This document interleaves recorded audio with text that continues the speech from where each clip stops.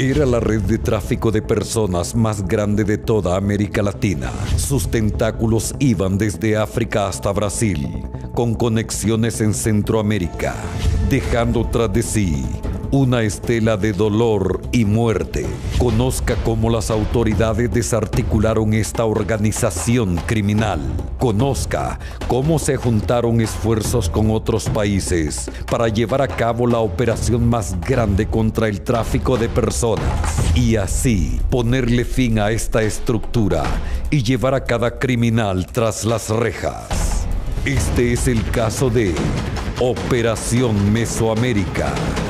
Expedientes criminales.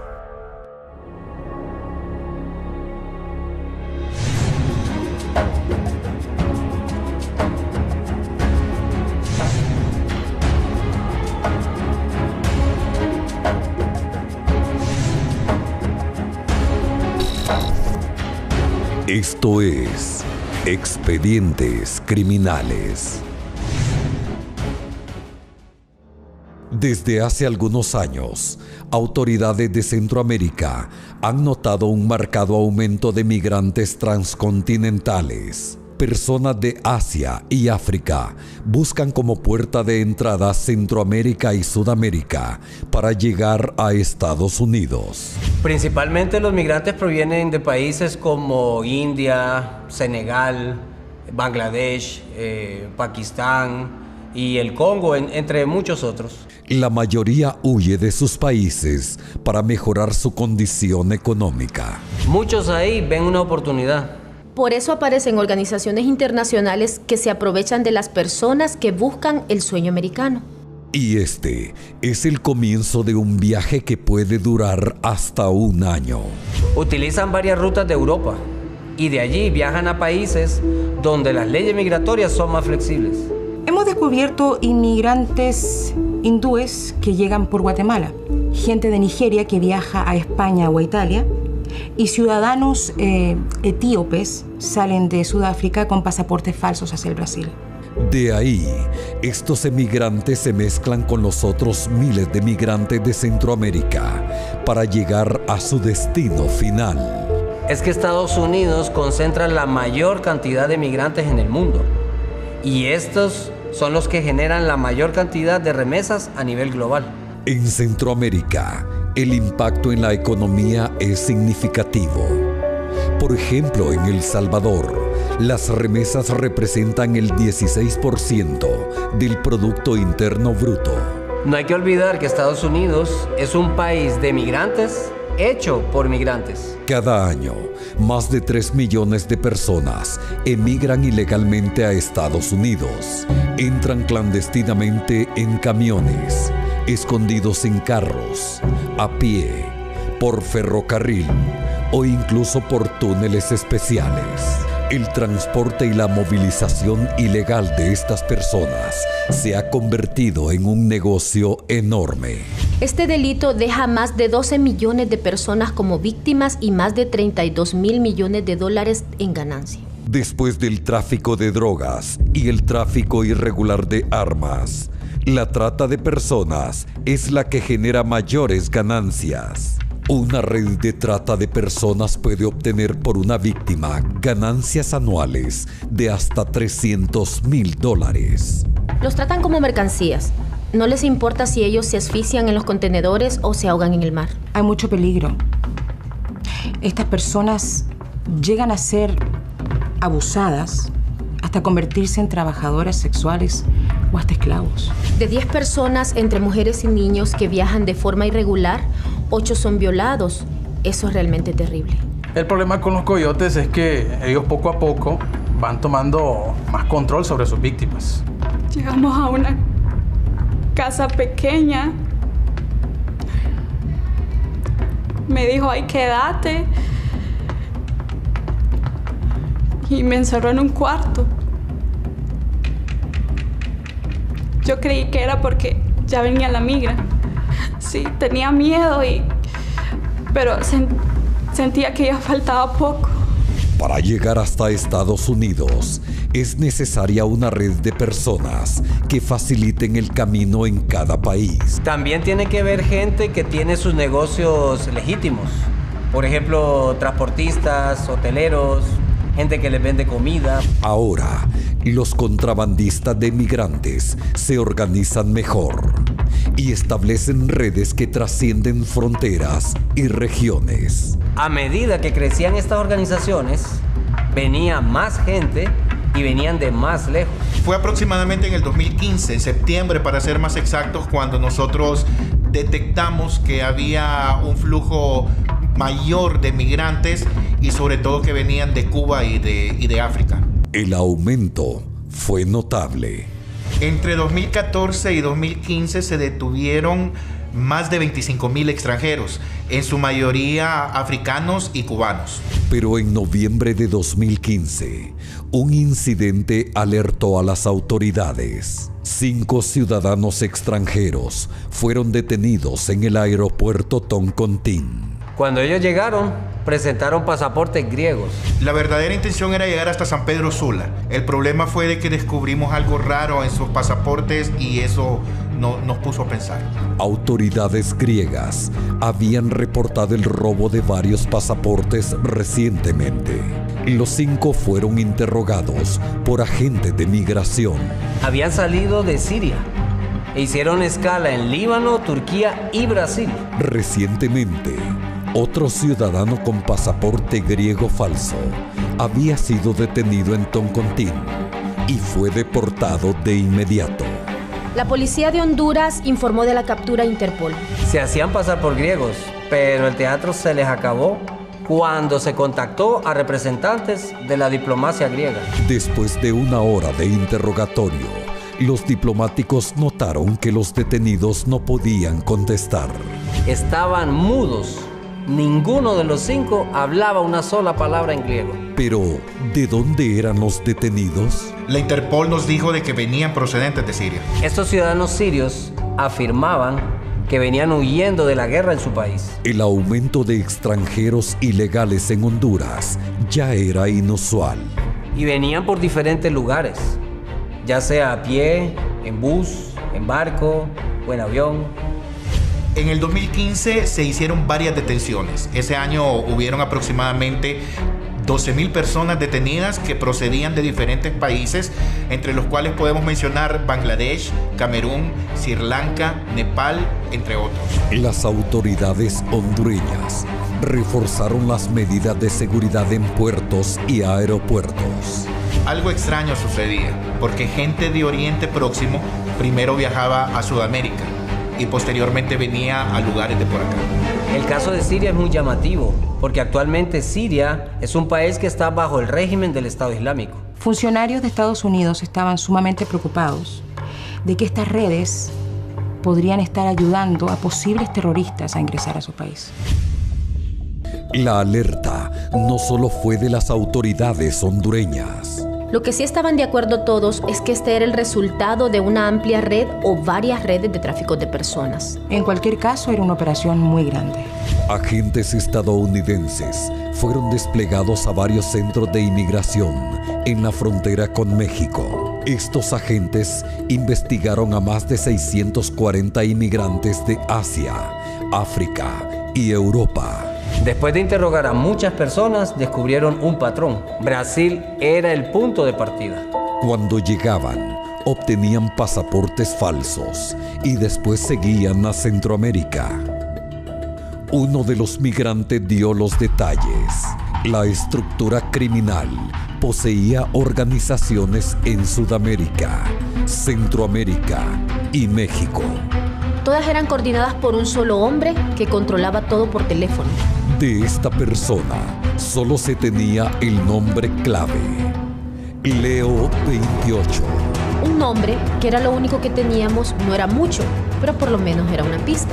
Lo otro que sabíamos es que él estaba en Guatemala. Esa pequeña pista les ayudaría a desbaratar la red más grande de tráfico de personas en todo el continente. Un tipo cauteloso que tenía tentáculos en toda América. para su identificación y captura sería necesario un mega operativo que abarcaría más de 7 países. Una gigantesca red de tráfico de personas se extiende desde Brasil hasta Estados Unidos, con conexiones en todos los países de Centroamérica y México. Agentes norteamericanos tienen la clave que los llevará a desarticular a esta red. Esa pista los llevó a Guatemala. La Oficina de Inmigración y Aduana de Estados Unidos hizo una denuncia a la Fiscalía contra la Trata de Personas de Guatemala. Nosotros ya estábamos al tanto. El Ministerio Público de Guatemala, consciente de la magnitud de la organización internacional, convocó una reunión en Costa Rica para poner al tanto a los demás países. En San José, Costa Rica, fiscalías de varios países se reunieron con la idea de implementar un plan.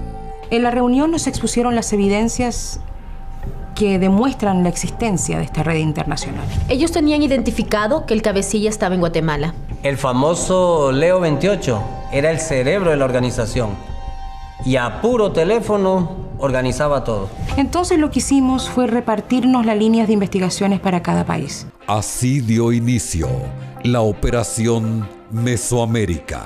La Operación Mesoamérica es una operación de índole transnacional que se está llevando a cabo en los diferentes países de Centroamérica, México, Brasil. Esta operación tiene que ver con la desarticulación de una red internacional de tráfico de personas. El mega operativo que integra de manera coordinada los esfuerzos de inteligencia y despliegue de toda Centroamérica, Brasil y Colombia. El fiscal general de Honduras asignó el caso a la Unidad Especial contra la Trata y Explotación Sexual de la Fiscalía de la Niñez. Lo único que tenían era un nombre clave y unos números de teléfono. Eso era todo. Tomamos estos números telefónicos y lo que hicimos fue verificar si esas líneas pertenecían a personas reales. Al verificar que estas líneas eran reales, pues procedimos a investigar a cada ciudadano. Se comenzó a vigilar y a monitorear los movimientos de los dueños de las líneas. Miren, en la llamada se escucharon varias cosas, como confirmaciones de depósito, cantidades de migrantes, si eran hombres, si eran mujeres y si habían niños. También en la investigación descubrimos que uno de estos números pertenecía a un empleado de migración. ¿Por qué este empleado de migración tenía que tener comunicación con gente que se dedicaba al tráfico de personas? Esa sin duda era una buena pregunta. El empleado de migración facilitaba los trámites legales por $50 por cabeza. Bueno, en las redes sociales pudimos evidenciar de que esta persona gozaba de lujos y excesos que no correspondían con su salario. Pues ellos marcaban con una pequeña seña a los grupos de migrantes que tenían que recibir un trato especial. Mira, esta gente estaba muy entrenada para qué responder. Cuando se le preguntaban de qué país eran originarios, todos decían Nepal. Nepal fue estremecido por un terremoto de 7.8 grados de magnitud. Hubo más de 9,000 muertos, y esto los convertía en un país que necesitaba ayuda y solidaridad del resto del mundo. En Nepal hubo una catástrofe.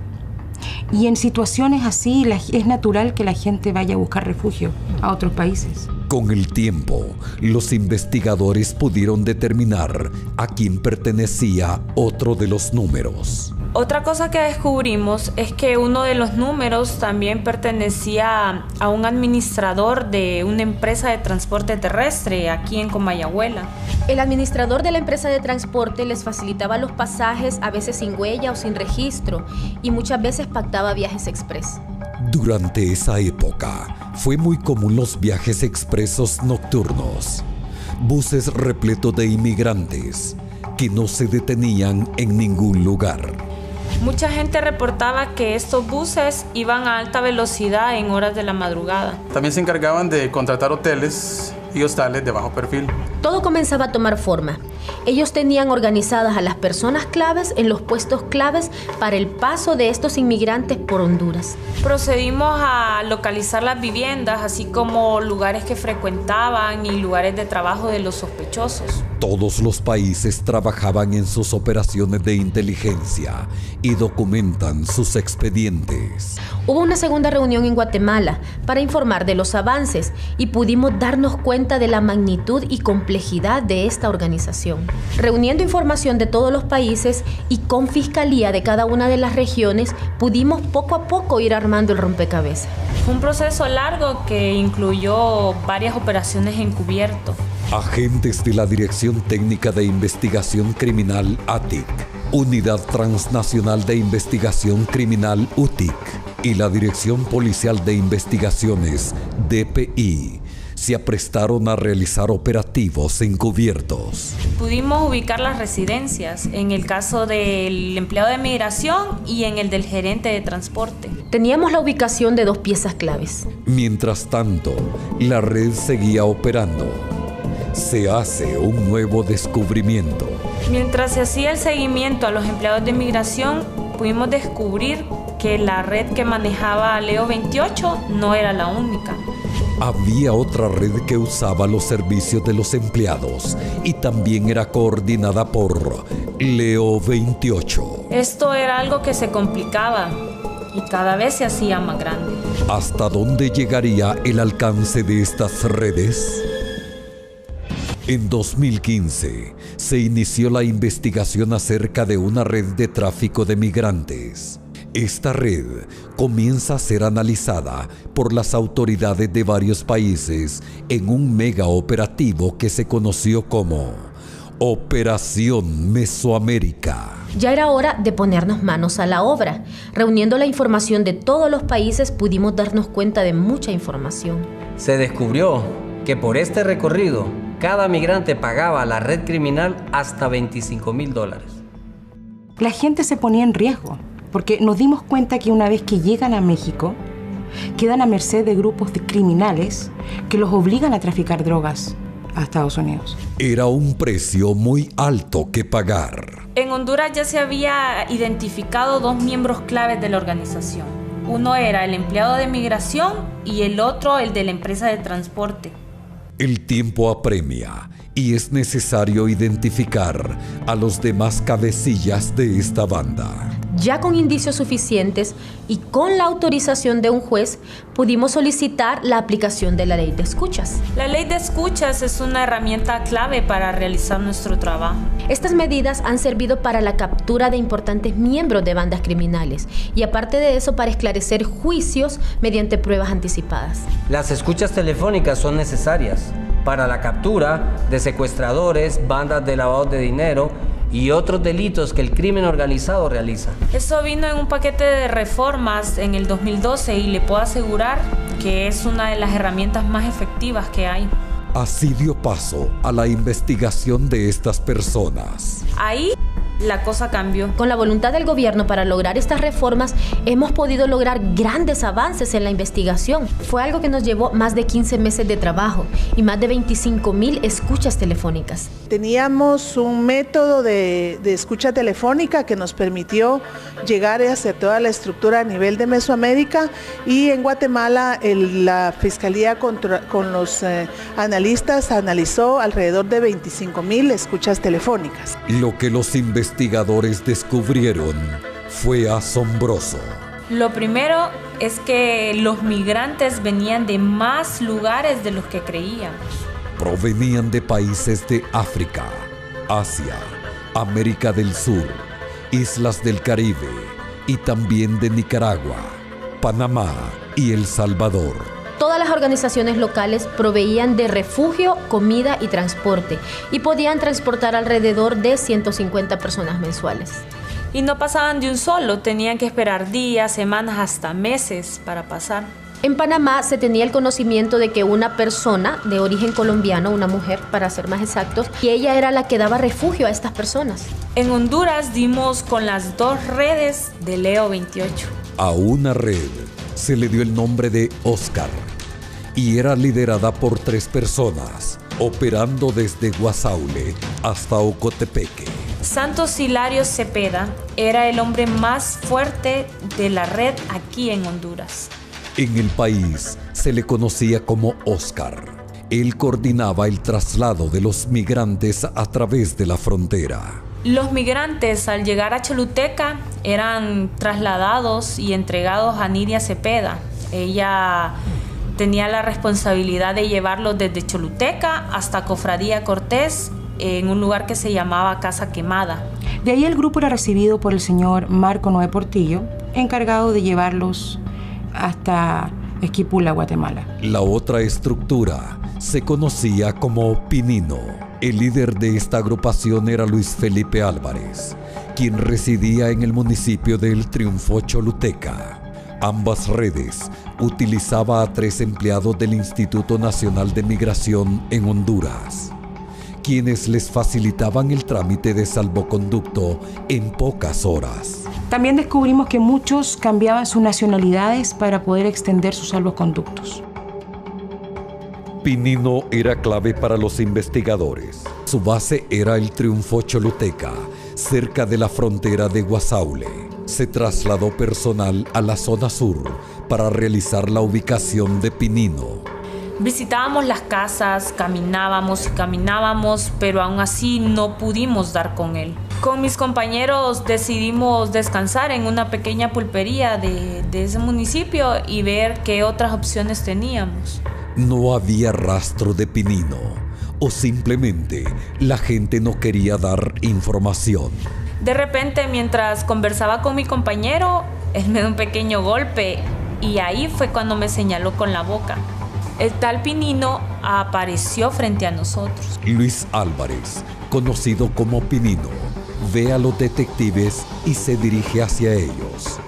Con mirada fija, los agentes no saben cómo reaccionar. El señor vino y le dijo a mi compañero: yo a usted lo conozco. Efectivamente, me lo encontré y me asusté. Pero le seguí la corriente, lo saludé. Hey, don Luis, ¿cómo ha estado? Afortunadamente, el inspector había sido confundido con alguien más. Lo habían confundido con el hijo de un cliente de Pinino con el que tenían negocios de ganadería. Como tenía conocimiento de su perfil, le pude seguir la plática. Porque si no... Todo parecía marchar bien hasta que Pinino hace una invitación. Pinino nos invitó a ver un nuevo ganado que él compró. No sabíamos si se trataba de una trampa o en verdad él había confundido a mi compañero. ¿Será posible que Pinino se dio cuenta del engaño? Los detectives no tenían muchas opciones. Tenía que jugármela, porque era eso o dar marcha atrás.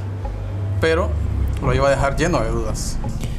Tuvimos que acceder para no levantar sospechas. Al momento que iba a abordar el vehículo que los transportaba, Pinino le dice al detective que se vaya con él. Debo de reconocer el valor de mi compañero. Se subió a un carro de un sospechoso y aún así estando encubierto. La incertidumbre aumenta a medida que el vehículo avanza. Ese hombre hablaba hasta por los codos. El problema iba a ser cuando no supiera qué responderle. Luego de avanzar unos kilómetros, el vehículo que conducía Pinino se desvía hacia una hacienda y se parquea. Yo lo seguí discretamente. Me aparqué detrás de ellos, cargué mi arma y me bajé del vehículo. Yo me fijé que habían hombres fuertemente armados y eso no es normal para una persona que solo se dedica al ganado. Cuando llegamos, también vimos varios lugares que podrían servir de refugio para los migrantes. La operación había salido mejor de lo esperado. De repente él me pregunta algo sobre mi supuesto padre, pero yo no tenía la más mínima idea de qué responderle en ese momento. Todo parecía indicar que el agente estaba a punto de ser descubierto. Yo al mirar que mi compañero no respondía, tenía que hacer algo para evitar que fuéramos descubiertos. El ambiente se ponía cada vez más tenso y Pinino esperaba la respuesta.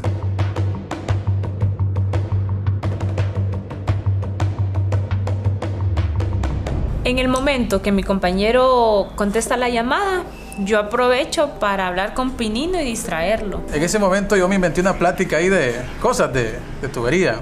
Cuando yo estaba hablando con Pinino, llegó mi compañero y me dijo, vámonos, que se estalló un tubo madre. Los agentes se despiden de Pinino, quien seguía pensando que los agentes eran empleados del SANA-A. Claro, esto ahí fue. Así pasó de verdad. Cumplimos el objetivo. Ya sabíamos dónde estaba ubicado Pinino. Y en Guatemala había surgido nueva información. Finalmente, se había identificado a Leo 28. En una operación conjunta, las autoridades policiales de Costa Rica, Honduras, Guatemala, El Salvador y Panamá preparan un duro golpe a la organización más poderosa de tráfico de migrantes que opera en la región. Honduras, por su parte, sigue investigando a todos los sospechosos de la organización. Pero el avance más importante fue la identificación del principal cabecilla de estas redes, Leo 28. Las autoridades de Guatemala hicieron un seguimiento de un ciudadano pakistaní que tuvo una entrada irregular en el país. Había sospecha de robo de pasaporte. No supo contestar dónde se iba a quedar, dónde se iba a hospedar, y tampoco supo decir la procedencia de una gran cantidad de dólares que traía en su poder. Se supo que el ciudadano estaba en contacto con el número asociado a Leo 28. Descubrimos que no solo estaban en comunicación, también que se iban a reunir en la ciudad de Guatemala. Y así fue como llegó a un hotel lujoso en la zona 10 de Guatemala. Este sería la primera identificación visual de Leo 28. Se tomaron fotos y se pudo averiguar por fin el nombre de la persona que es la cabecilla de la organización. Él se llama Luis Leonardo Mejía López. Él es de pasaporte guatemalteco. Pero investigaciones posteriores revelaron que no era su verdadero nombre. Este hombre se hacía pasar por guatemalteco, pero su verdadero nombre es Leonardo Mejía Pasapera, de nacionalidad peruana. La investigación reveló que Pasapera armó la estructura de las redes en Panamá, Costa Rica, Honduras y El Salvador. El líder de la estructura recibía $1,000 por cada migrante. Ya faltaba poco para la caída y captura de toda esta banda criminal. Pero los agentes enfrentaban otros retos. La operación debía ser simultánea, o se corría el riesgo de que algún miembro de la banda alertara a los demás. Corríamos el riesgo de poner en peligro la vida de ciudadanos extranjeros, pero ya teníamos fecha, iba a ser a finales de junio. Pero casualmente, en junio de ese año, hubo 2 incidentes que pusieron en riesgo toda la operación. El 1 de junio, en Nicaragua, Santos Hilario Cepeda fue detenido y acusado por tráfico de migrantes al trasladar a 8 personas originarias de Nepal. Fue detenido en el sector de un mercado, cuando llevaba varias personas en diferentes taxis. Los llevaba hacia la frontera de Guasaule y su intención era pasarlos por puntos ciegos. Lo que no sabía era que la policía andaba tras él. En este caso, fue la policía de Nicaragua trabajando por su propia cuenta. Nuestro temor era que se pusiera sobre aviso a toda la red. Pero a los días siguientes, la red continuó su actividad normal. La fecha se mantuvo para el 28 de junio, sin embargo, pasó otra cosa. La Fiscalía Especial contra el Crimen Organizado, FESCO, había recibido de forma anónima una denuncia. La denuncia mencionaba que una persona conocida como Chendo era quien lideraba una red que trasladaba personas de manera ilegal a Estados Unidos. Había una red más operando desde el sur del país hasta la frontera con Guatemala. Nosotros ya estábamos al tanto de esta banda, pero había una decisión que tomar para no afectar la operación Mesoamérica. Teníamos que decidir. Había sentido de urgencia, porque se sospechaba que esta nueva banda tenía un grupo de mujeres y las obligaba a prostituirse. Estas personas estaban abandonadas a su suerte y hacían lo que querían con ellas. Se decidió actuar, porque había demasiadas personas en riesgo. Después de que salían de las fronteras, era imposible seguirles el rastro. Había reportes de gritos y llanto en la noche. Uno no sabe qué es lo que le estaba pasando a esta gente. Los agentes y las autoridades de Fusina tomaron una decisión: desmantelar esta red lo más pronto posible. Entre más investigamos, nos dimos cuenta de que esta banda tenía años de estar funcionando y que con el tiempo había crecido bastante. Rápidamente se armó un caso no solo por trata de personas, sino que también por lavado de activos. Había surgido la Operación Coyote. Lo que hicimos fue trabajar coordinadamente y de manera fulminante. En la madrugada del 10 de junio, las autoridades se apersonaron a distintos puntos de Honduras. El Ministerio Público, FESCO y ATIC dirigieron y ejecutaron toda la Operación Coyote. Esto fue 18 días antes de la Operación Mesoamérica. Se realizaron 4 allanamientos, 2 en Danlí, El Paraíso, 1 en Tegucigalpa y otro en La Lima, Cortés, con el propósito de ejecutar 8 órdenes de captura. Como coyotes les cayó el Ministerio Público y la policía en Honduras a estos 7 mafiosos que lideraban una red internacional que se dedicaba a llevar personas de manera ilegal a los Estados Unidos. Los allanamientos y patrullajes se iniciaron muy temprano en Copán, Tegucigalpa y Danlí, decomisando 12 bienes entre viviendas, terrenos y varios vehículos, además de varias cuentas bancarias. La banda, que tiene tentáculos en Honduras, Estados Unidos, Guatemala y México, le cobraba a cada persona de $5,000 a $11,000 para llevarlos ilegalmente a los Estados Unidos, y al ser capturados llevaban a 82 inmigrantes, 32 hombres, 23 mujeres, 14 niños y 13 niñas.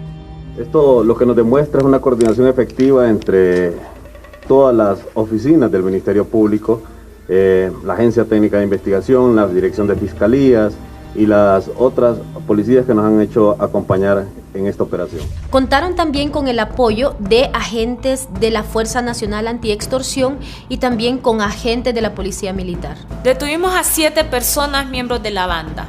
Uno de ellos era Germán Rosendo, alias Chendo, el líder de la banda. Lo más importante fue la liberación de 23 mujeres, 32 hombres, 14 niños y 13 niñas. Las autoridades y operadores de justicia se habían anotado un éxito más contra el tráfico de personas. Pero este éxito pondría en riesgo a la Operación Mesoamérica. Operación Coyote, realizada en Copán, Cortés, El Paraíso y Francisco Morazán, dejó varias capturas. La supuesta banda dedicada al tráfico de personas hacia los Estados Unidos, liderada por Germán Rosendo Romero Rodríguez, alias Chendo, en la residencia Francisco Morazán, se capturó a su compañera de hogar, Dulce Jazmín Guerrero, asegura el director de la Agencia Técnica de Investigación. Después del éxito de la Operación Coyote, estábamos en incertidumbre, pues no sabíamos si los habíamos alertado, pero creo que hicimos lo correcto. El golpe al tráfico de personas en Honduras fue algo que no pasó desapercibido para la organización de Leonardo Pasapera. Al final era un negocio muy grande y no lo podían parar. Así que el negocio tuvo que seguir. Leonardo Pasapera también fue víctima de su propio éxito. También la Operación Mesoamérica seguía firme, muy segura. Combatir una red tan grande como la formada por Leonardo Pasapera requirió coordinar esfuerzos a nivel local y regional. Es por eso que la Fiscalía de Guatemala, en conjunto con la Fiscalía de Honduras, de El Salvador, de Panamá y de Costa Rica, organizaron este mega operativo. Hablamos de más de 16 allanamientos y más de 40 órdenes de captura por toda Centroamérica. La fecha era la misma. Era el 28 de junio y decidimos que iba a ser a las 8 de la mañana. Ningún país podía adelantarse ni con capturas ni con allanamientos. Era muy probable que alguien como Leonardo Pasapera estuviera muy alerta debido a lo que había sucedido recientemente. Al parecer sí fue un aviso, porque detectamos una baja en sus actividades. Ante la posibilidad de que estuvieran alertas, las autoridades decidieron ejecutar las órdenes de captura en el menor tiempo. No teníamos mucho tiempo. En 1 hora debíamos hacer todas las capturas y el allanamiento. Nosotros estábamos trabajando como un relojito suizo para desarticular a la estructura al mismo tiempo en todos los países. En el operativo en Honduras participaron Fiscalía Especial de la Niñez, la Agencia Técnica de Investigación Criminal ATIC, con el apoyo de la Dirección Policial de Investigación DPI y la Unidad Transnacional de Investigación Criminal UTIC. Una vez en posición, las autoridades esperan la hora indicada. Aquí en Honduras los operativos fueron solo en los puntos importantes, que es Choluteca, Tegucigalpa, San Pedro Sula y Ocotepeque. La hora se acercaba. Cuando llegó la hora teníamos que actuar de forma muy rápida para no darles tiempo de alertar a todos los demás. Y así fue que en un momento comenzamos a recibir información de toda Centroamérica y México. La Policía Nacional de Panamá detuvo a 7 personas en un rascacielos de un área exclusiva de la capital. En Costa Rica, capturaron a 2 individuos y llevaron a cabo 2 órdenes de allanamiento. En Guatemala se hizo un gran operativo para detener a Leonardo Pasapera, quien cayó junto con un agente policial corrupto. 9 personas fueron capturadas este martes señaladas de integrar una banda dedicada al tráfico ilícito de personas. Entre los capturados está el supuesto líder identificado como Luis Leonardo Mejía López, de nacionalidad peruana. Según investigaciones, esta red opera en varios países del área con el objetivo de trasladar personas a Estados Unidos. Leonardo fue montado a la paila de la policía y él iba muy tranquilo platicando con los agentes. En Honduras, la primera captura fue para el señor Wilmer Padilla, el administrador de la agencia de transportes. En las últimas horas ha sido capturado un empleado de una empresa de transporte en Comayagüela, esto producto del operativo Mesoamérica. Otro de los capturados fue Pinino.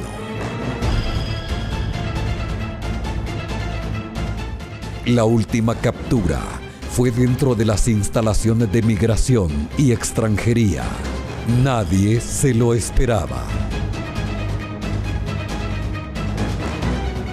Se han hecho varios allanamientos este día desde muy temprano en la zona sur, en Choluteca específicamente, en Tegucigalpa y también en Ocotepeque, y entre las personas capturadas están 3 empleados de migración. Ellos son Helio Martín González, Freddy Fernando Hueso y Óscar Alfredo Flores Zavala. Ellos, como le decía, son empleados del Instituto Nacional de Migración y, de acuerdo a las investigaciones que se llevaron a cabo, recibían instrucciones de personas que se dedicaban a este tráfico de personas a fin de emitir constancias a los migrantes en un tiempo preferencial, y por ello estaban recibiendo entre 5.000 a 20.000 empiras por cada persona que ellos daban estos documentos. Habían tardado menos de 40 minutos. Ellos retenían los pasaportes de las personas para poder garantizar los pagos, pero todo se les dio vuelta porque esa fue nuestra evidencia para poder atraparlos. Se golpeó de manera eficaz en cada uno de los países donde estaba la operación Mesoamérica. Gracias a las capturas y allanamientos, el tormento de muchas personas llegó a su final. También encontramos y rescatamos a personas en cautiverio y en condiciones inhumanas. Cuando llegaron la policía, los agentes, yo sentía que ya había acabado todo, ya había terminado mi pesadilla. Fue un éxito que abrió un nuevo horizonte para futuras alianzas en la región y combatir este tipo de delitos en forma conjunta.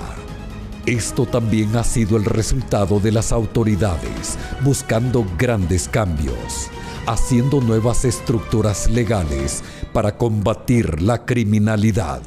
Mis felicitaciones, mi reconocimiento, mis respetos al señor Fiscal General de la República, a todo el equipo de dirección de fiscales de las fiscalías especializadas, a la Agencia Técnica de Investigación Criminal, en fin, a todos los que han participado en esta operación sumamente exitosa. Se continúa avanzando. Hay cambios significativos. Nuevas fuerzas de seguridad, nuevas leyes, se mejoran las estructuras, las cosas van a mejorar. Lo más impresionante fue la gran coordinación que hubo en todos los países. Desarticulamos la red más grande de tráfico de migrantes de la región. Los delincuentes tienen que saber que tarde o temprano tienen que pagar por todos sus delitos. Mesoamérica creó grandes alianzas, lo que nos demostró que podemos conjuntar fuerzas para poder resolver problemas importantes que nos atañen a toda la región. Una vez más, quedó comprobado que el brazo de la justicia no conoce fronteras.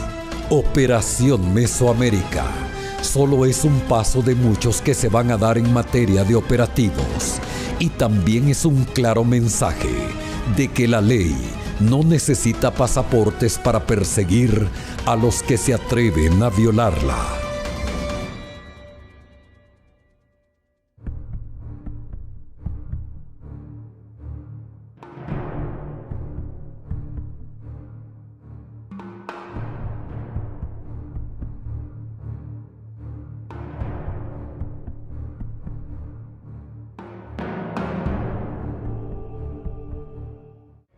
La próxima semana, en Expedientes Criminales.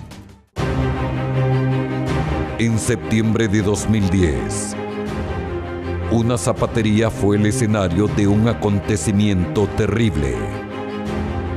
Fue algo que conmocionó a Honduras.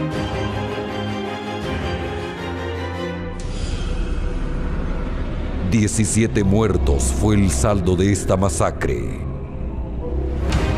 Nadie quería hablar, pero hombres y mujeres valientes se unieron para descubrir la verdad y atrapar a los autores de esta masacre en la zapatería. Esto es Expedientes Criminales.